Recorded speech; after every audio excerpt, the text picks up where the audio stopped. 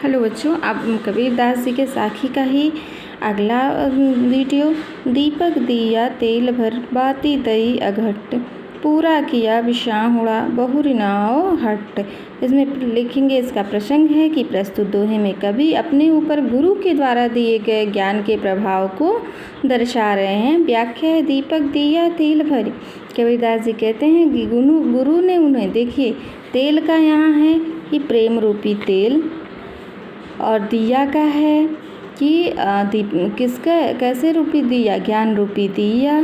तेल का मतलब है प्रेम रूपी तेल, और बत्ती का मतलब है अक्षय लगन रूपी, क्या है, अक्षय बत्ती डालना।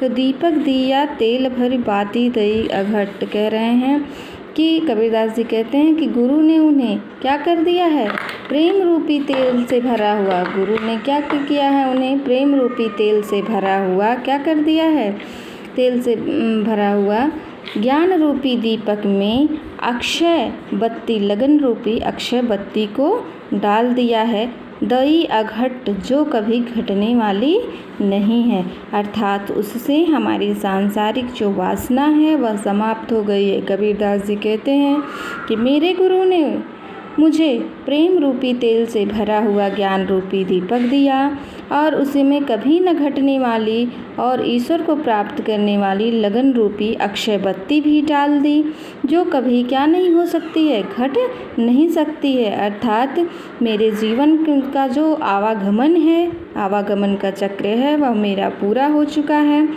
पूरा किया विषाहुड़ा, मेरा इस जीवन में आने जाने का जो चक्र है, अर्थात जन्म के बाद मृत्यु, मृत्यु के बाद जो जन्म होता है, उसको मैंने पार कर लिया है। अर्थात अब मुझे इस संसार रूपी बाजार में फिर नहीं आना पड़ेगा, क्योंकि ईश्वर को पाने के बाद उनकी आत्मा, जो आत्मा है, वह ईश्वर में लीन हो गई है। बहुरी नाव हट, अर्थात वह कह रहे हैं कि अब मुझे जन्म मरण से मुक्ति मिल गई है और मुझे इस संसार रूपी बाजार में दोबारा आना नहीं पड़ेगा। इसका काव्य सौंदर्य है कि ज्ञान के प्रकाश में पर ब्रह्म को जानकर निरंतर प्रेम पूर्वक उनसे अखंड लौ लगाने से साधक को क्या मिलता है, ईश्वर का साक्षात्कार प्राप्त होता है। अर्थात निरंतर हम प्रेम पूर्वक ईश्वर का ध्यान करें तो हमें किसकी प्राप्ति होती है, ईश्वर की प्राप्ति होती है। इसका भाषा चतुक्कड़ी है, रस शांत है, छंद दोहा है, अलंकार है, रूप का अतिशयोक्ति और गुण प्रसाद है। अगला है, बूढ़े थे पर उबरे गुरु की लहर चमक, भीरा देखा जरा उतर पड़े फरंक। इसका प्रसंग है कि प्रस्तुत दोहे में कवि ने अपने ऊपर गुरु के ज्ञान के प्रभाव का वर्णन किया है कि गुरु के ज्ञान का प्रभाव मेरे ऊपर कितना पड़ा है, कैसे पड़ा है। कह रहे हैं कि मैं किसमें था, बूढ़ा हुआ था। बूढ़ा मतलब डूबना, मैं इस सांसारिक मोह माया में क्या हुआ था, डूब गया था, डूबा हुआ था। लेकिन मैं अब जब मुझे क्या हुआ, गुरु की लहर चमक, जब मुझे गुरु के ज्ञान रूपी तरंग चमकी तो क्या हुआ, मैं उबर गया। उबर गया अर्थात मैं इस संसार रूपी मोह माया से निकल गया। भीरा देखा जरा उतर पड़े फरंग, और कह रहे हैं कि जब मुझे दिखाया कि इस संसार रूपी मोह माया में जीवन रूपी नाव अत्यंत जीर्ण शीर्ण जर्जरी मतलब एकदम टूटने फूटने वाली, एकदम नष्ट होने वाली जीर्ण शीर्ण है, जिसमें बैठने पर डूबने की क्या है, संभावना है, तो मैं तुरंत उस सांसारिक जीवन रूपी नाव से क्या हुआ, उतर गया। अर्थात मैं अपने गुरु के ज्ञान के प्रकाश थी, मैं उस सांसारिक जीवन रूपी किसमें, नाव में डूबने से बच गया। अर्थात उनके कहने का मतलब है कि गुरु के ज्ञान रूपी तरंग ने उन्हें वह सांसारिक मोह माया रूपी निस्सारता दिखाई है, जिसे देख करके ईश्वर को मुझे प्राप्त करने की इच्छा जागी, और ईश्वर को पाकर ही मैं इस भव सागर को पार हो सका।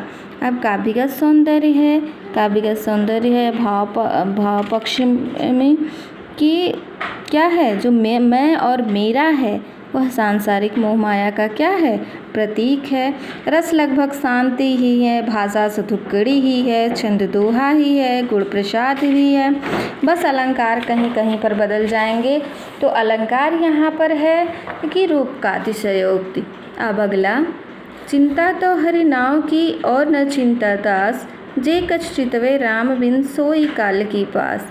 कह रहे हैं प्रस्तुत दोहे में, प्रसंग है कि प्रस्तुत दोहे में कवि ने ईश्वर के नाम का चिंतन करने के लिए प्रेरित किया है। व्याख्या है, कवि कहता है कि इस नासवान संसार में चिंता तो हर नाव की, नाव मतलब एक नाव होता है, यहाँ पर है नाम। कह रहे हैं कि मुझे बस चिंता किसकी है, ईश्वर के नाम का। यदि कोई चिंतन करता है, यदि कोई व्यक्ति क्या करता है, चिंतन करता है, तो वह किसके नाम का स्मरण करे, ईश्वर के नाम का चिंतन करे। क्योंकि अन्य सांसारिक वस्तुएं उसे क्या कर देती हैं, अन्य सांसारिक वस्तुओं की जो भक्त, जो ईश्वर के भक्त सिर्फ उन्हीं का चिंतन करते हैं, सांसारिक वस्तुओं की चिंता नहीं करते हैं। पहले कह रहे हैं कि चिंता तो हर नाव की और न चिंता दास, कि अगर किसी को चिंतन करना है तो सिर्फ ईश्वर का करे, क्योंकि जो लोग ईश्वर का चिंतन करते हैं उन्हें इस संसार में किसी भी चिंता करने की आवश्यकता नहीं है।